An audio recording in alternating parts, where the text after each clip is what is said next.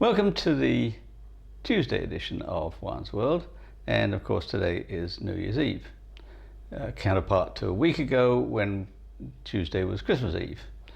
Well, Christmas Eve is in anticipation of Christmas Day, whereas New Year's Eve is a little bit different. It's not anticipating New Year's Day, it's really the main celebration. It's the day when people get dressed up in fancy dress, if they do. I'm not sure if they do that anymore. It used to be one of the big things for the end of the year, that when things, according to Iliada, the cycle as it comes to an end is an increase in chaos from the beginning, where everything is like pristine and new, and then as the year goes on it gets worse and worse and worse until finally it's in utter ruins, and you celebrate by dressing up and doing odd things, getting drunk and whatever, and then the cycle ends and you have a new beginning on the next day. So New Year's Eve is really the critical celebration because it's the height of chaos. Let's talk about that.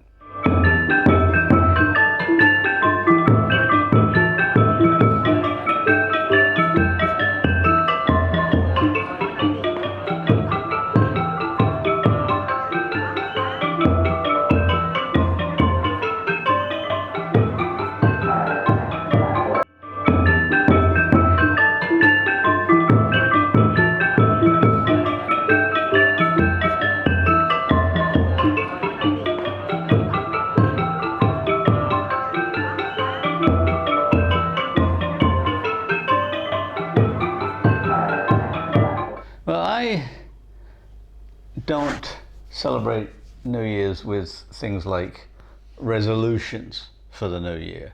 Like if the old year has kind of come crashing down around your ears, you can say, all right, well, I'm going to do better this time. This time around, I'm going to not smoke, not drink, not eat fatty foods, or whatever.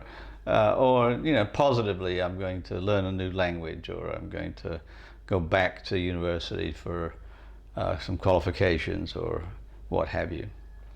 Well, I don't do that because I don't see the January 1st date as being so important for change that I have to build up to it and then say, okay, now I'm going to do it. Any day can be that day. April 12th can be that day. November 9th can be that day. Any day can be that day if you decide that on this day I'm going to do that. I'm going to start this anyway. Now, I will say that I do tend to follow the tradition that a lot of people in both England and the United States follow. That is, I like to do something on New Year's Day that I wish to continue for all of the year. And that normally is not very complicated. It just means I do some writing, because I write every day, so why not do it on the first? But I might try something original within that context. Like I might say, okay, I'm going to work on this book this year, and so I'm going to start writing on it. And you just have to write a token or whatever it is that you're imagining you're going to continue for the rest of the year. I don't mind doing that because it's not arduous. But I'm not going to do things like swear off chocolates or sugar or Coca-Cola or something like that on this particular day. I did, as it happens, I did stop smoking on New Year's Day last year, or this year I should say, this past festival. But I was leading up to it because my blood pressure was not doing too well, and something needed to change. I hadn't been smoking all that long. I didn't smoke like all of my life, But in Argentina, I started smoking cigars um, for a dumb reason. In Argentina, you can get Cuban cigars, which are forbidden in the United States, and I could buy them freely and not expensively, and so I did. And it just became this habit that was about like taking a break.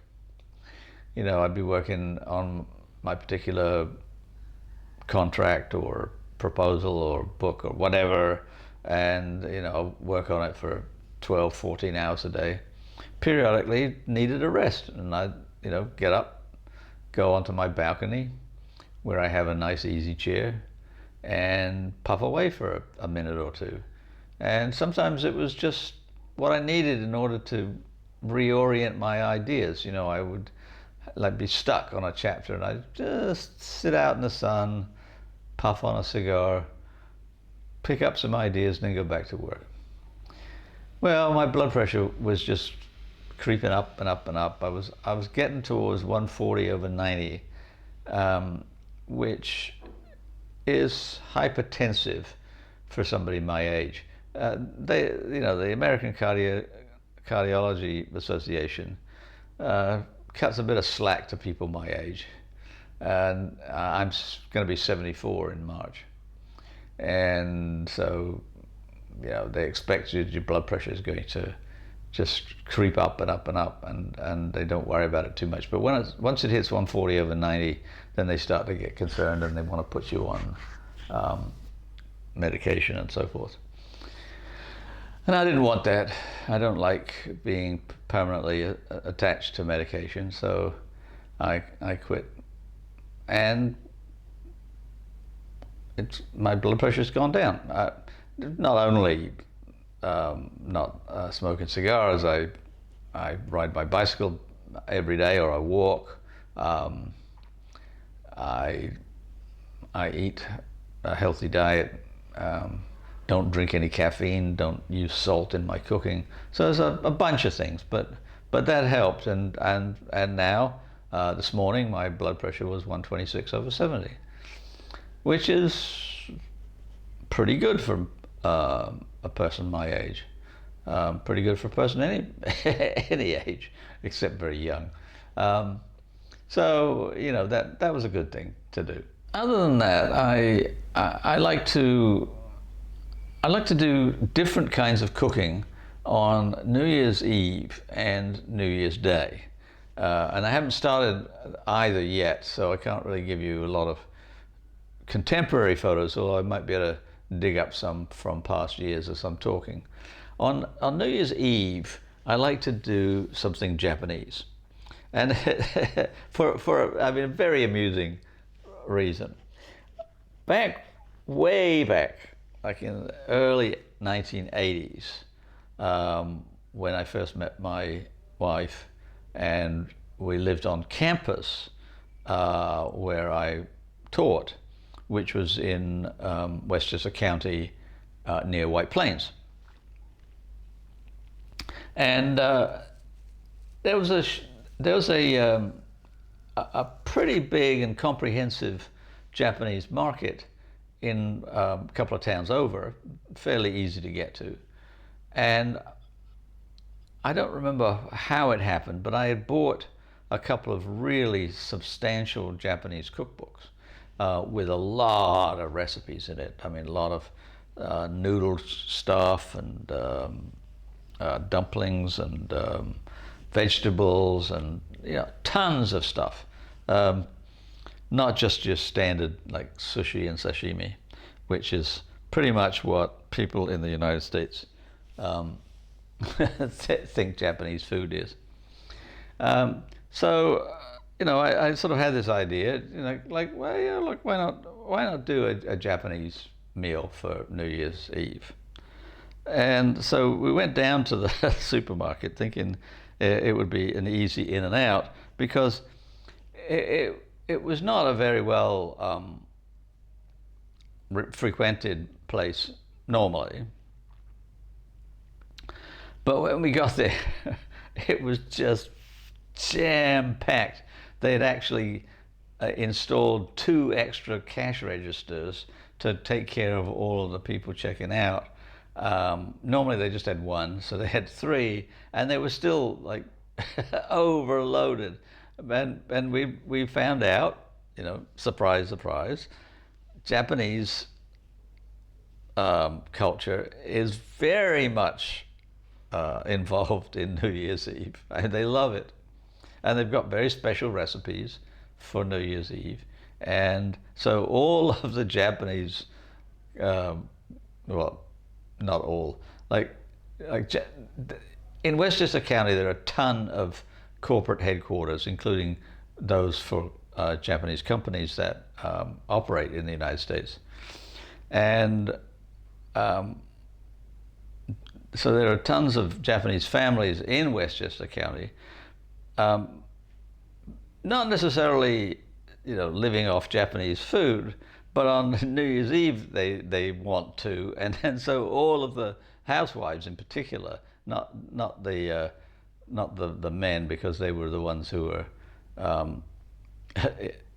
the bigwigs in the corporations, but their wives typically didn't work, and so made typically Japanese food.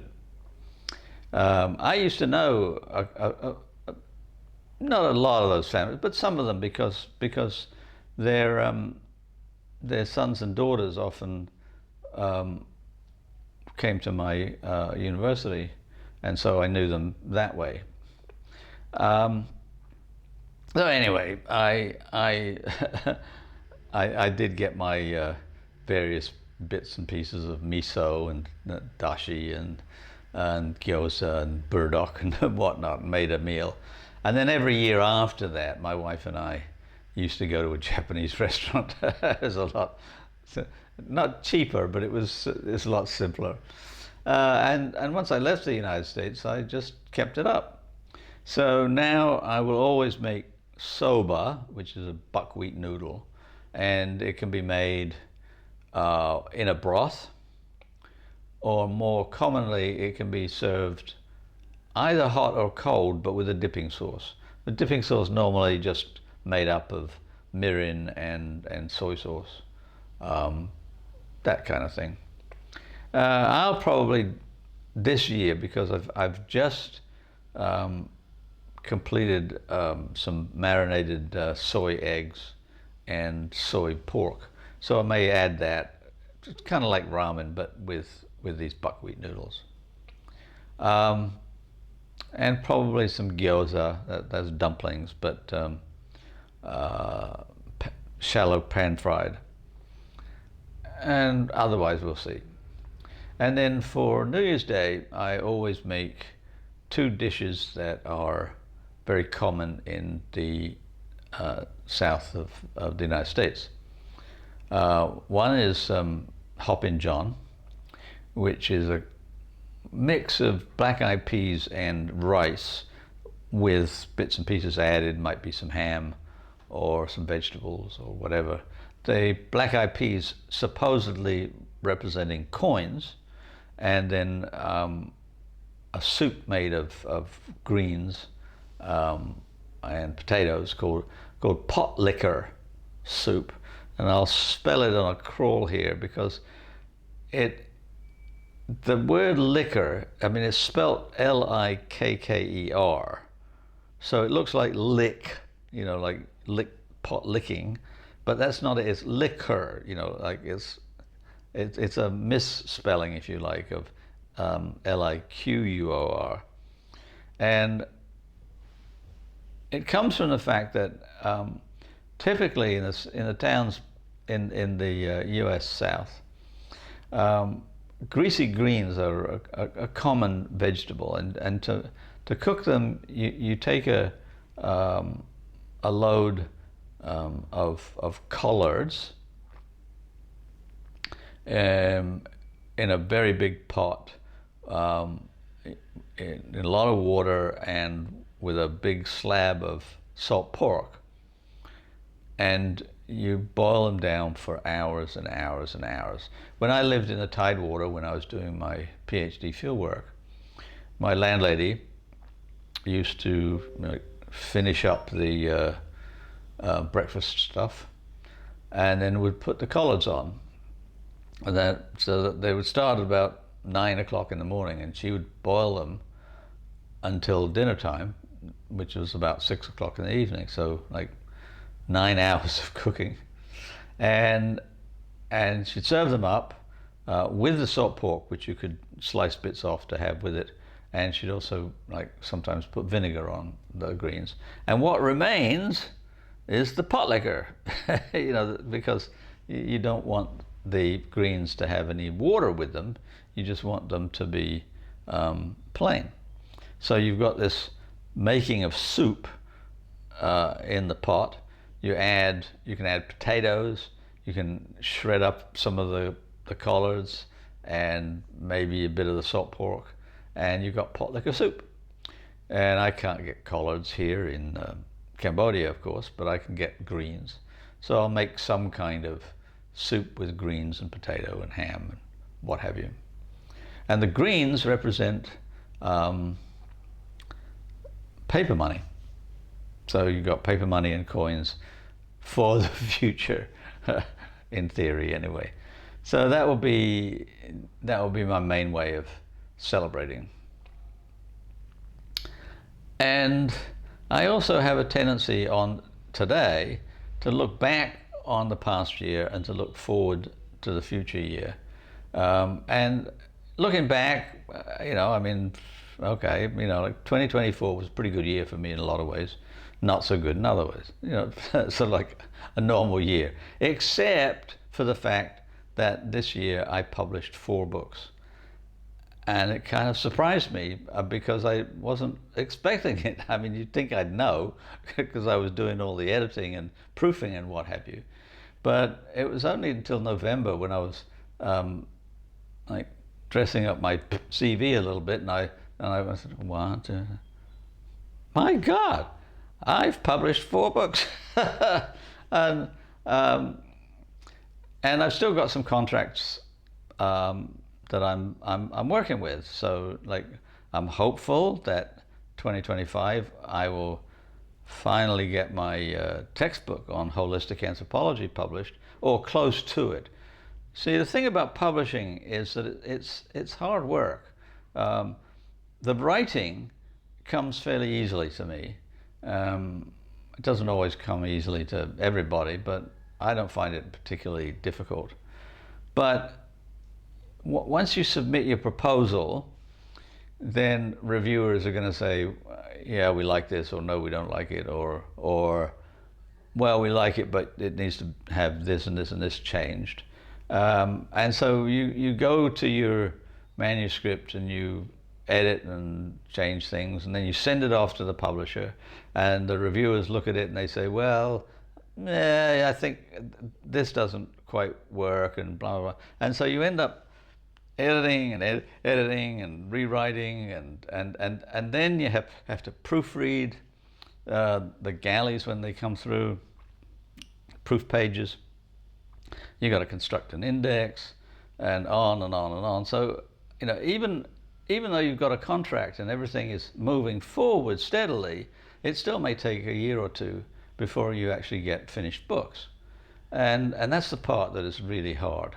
Let me say it's hard on me. I don't like that at all, and I've been doing a lot of that this year, obviously, with 4 books published, and I've got 2 more contracts, so that's going to happen again. One of the holistic anthropology textbook is off, and it will get reviewed, and then that painstaking work will begin. So that'll be 2025. And also this other book that I'm writing on the anthropology of the Bible, which is a review like with an anthropological perspective of every book of the Bible. So it's a big book, and it's complicated, and I'm nearly finished it. And as soon as I'm finished, then it's also going to go off and then have to go through the whole review process and so forth. So that's going to be 2025 for me. What I also want to do is start traveling again, that is traveling internationally. Back in 2018, I went to 10 different countries and took 17 different flights in the course of the year. And I was gone from my apartment a lot of the time. And then in 2019, COVID hit. And pretty quickly, travel was banned in Cambodia. Flights just stopped. And pretty soon after, more like in 2020, they started lockdowns. And there were times when I couldn't leave my apartment for a month. For most of 2020 into 2021. Then eventually they got a vaccine and slowly opened up again. But I kind of got settled in. And part of that had to do with the fact that my writing got more prolific because I couldn't go anywhere. I mean, as I said, there were times when for a month at a stretch, I could not even leave the grounds of my apartment building.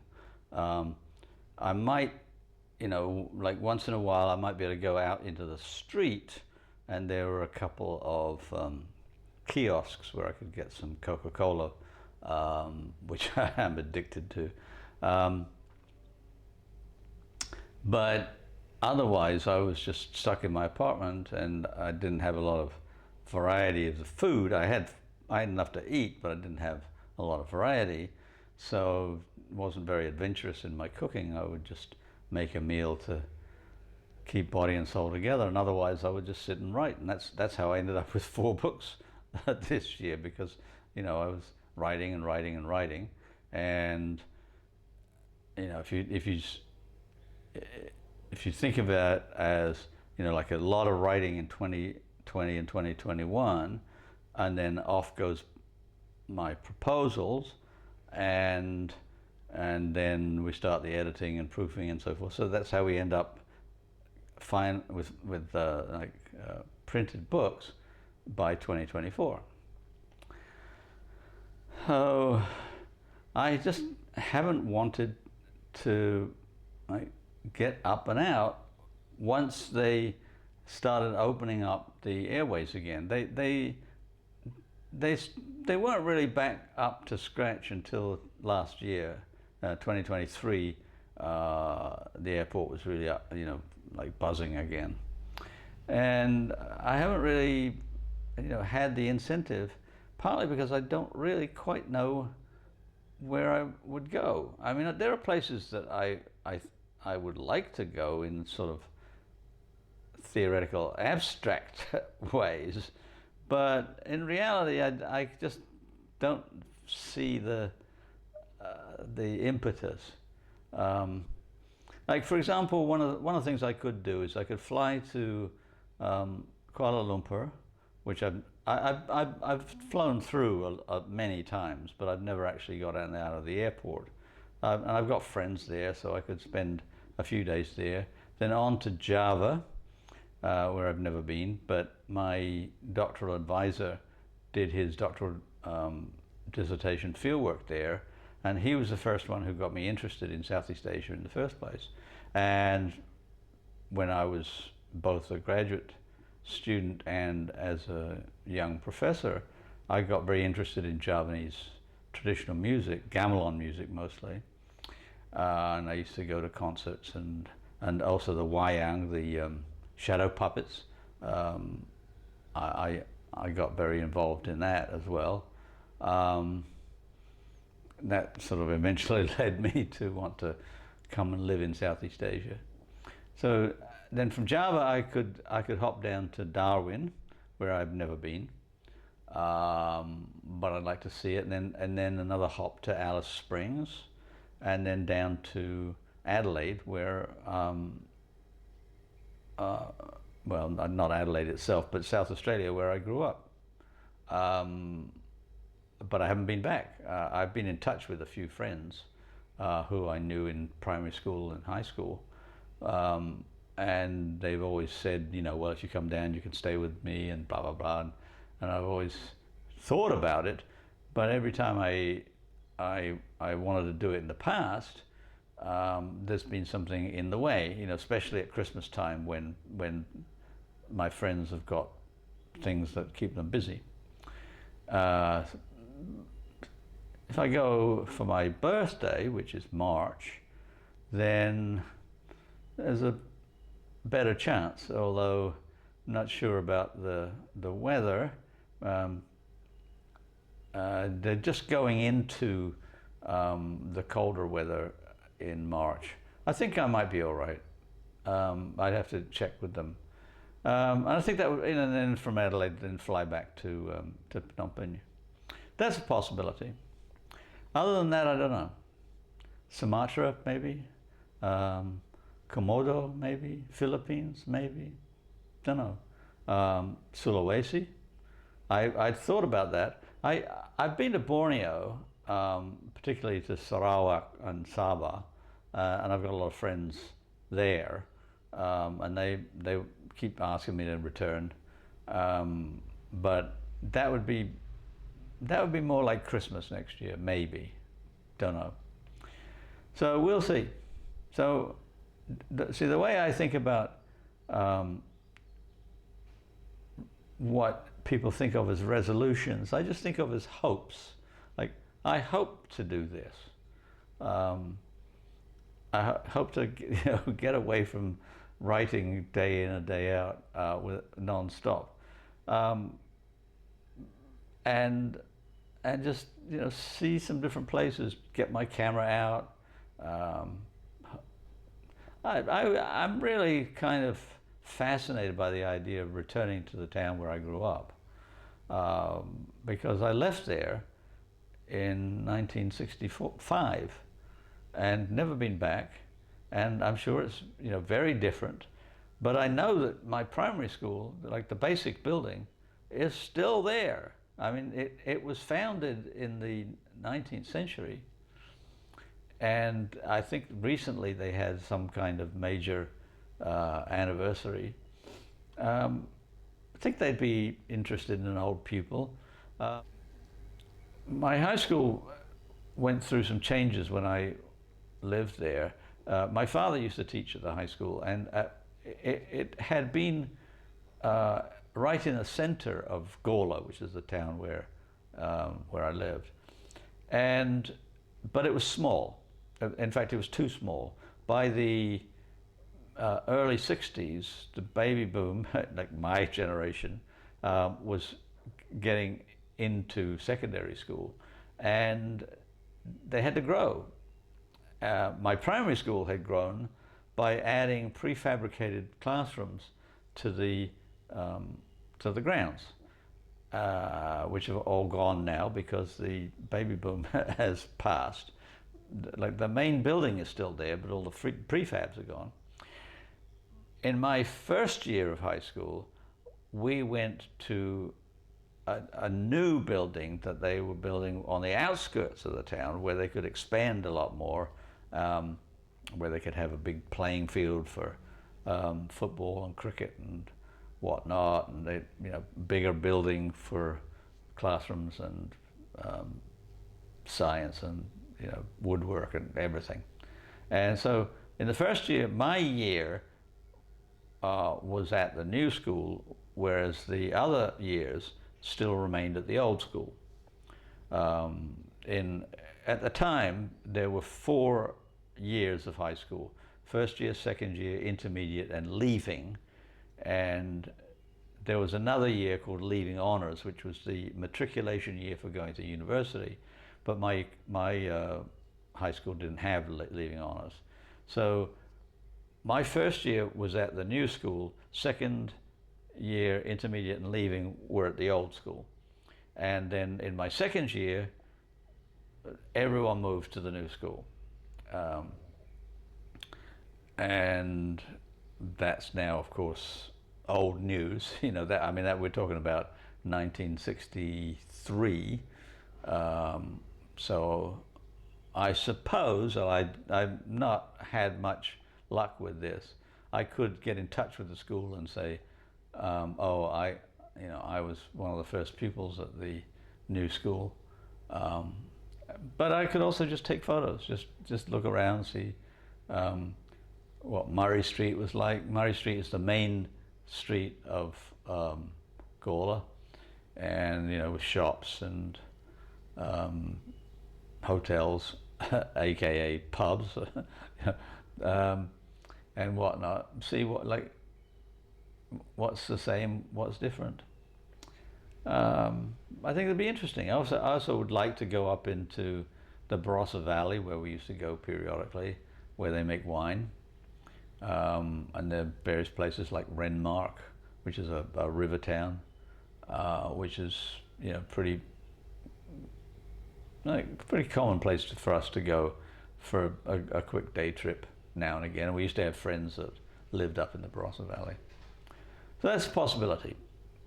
Stay tuned. If I go, I will no doubt make plenty of videos and record my journey.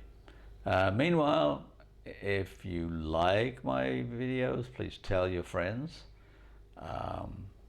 Please like, please subscribe, and have a great new year.